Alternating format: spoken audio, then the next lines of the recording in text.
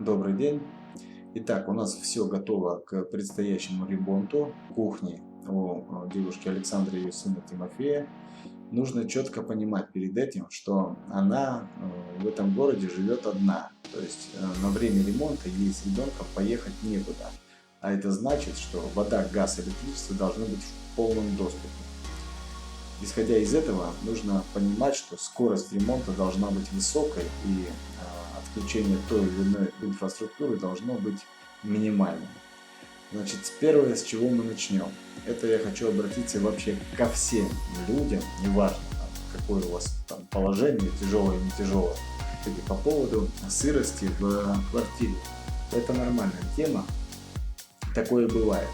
Значит, вы платите ежемесячно ЖКХ, вы не можете, не вправе даже сами полезть в вентиляцию, вскрыть ее и чистить. Вас могут за это оштрафовать, но вы в полном праве в любой момент вызвать их для того, чтобы они пришли и бесплатно вскрыли вам вентиляцию, сняли там решетку или что-то и прочистили ее. Вентиляция должна работать. То есть спокойно можете взять, поднести огонь или дымящуюся там бумажку уже к вентиляции, посмотреть, втягивает она, хорошо ли она втягивает. Если нет, то уже первым делом сразу набирать телефон ЖКХ и смело требуйте. Не надо наезжать, что-то там говорить, спокойно требуйте, что вы должны прийти, и они придут.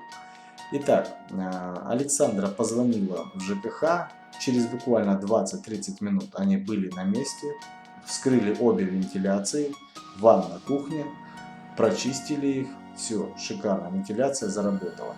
Так, поехали дальше. Значит, нам нужно сделать реставрацию старой мебели, протянуть все, подкрутить и сделать монтаж. Начинаем. Выносим все верхние шкафы, снимаем, выносим старое кресло, освобождаем полностью все полки от посуды, снимаем старые столешницы, сразу их выкидываем и расцепляем все, что сцеплено, шкафчики между собой там и так далее.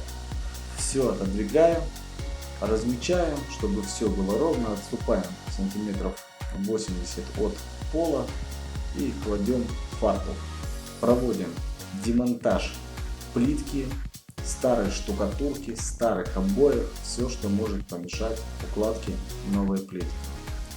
Итак, все мы сделали демонтаж, все прочистили.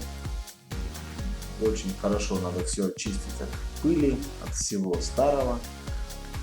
Прогрунтовать, разметить и начинаем класть плитку.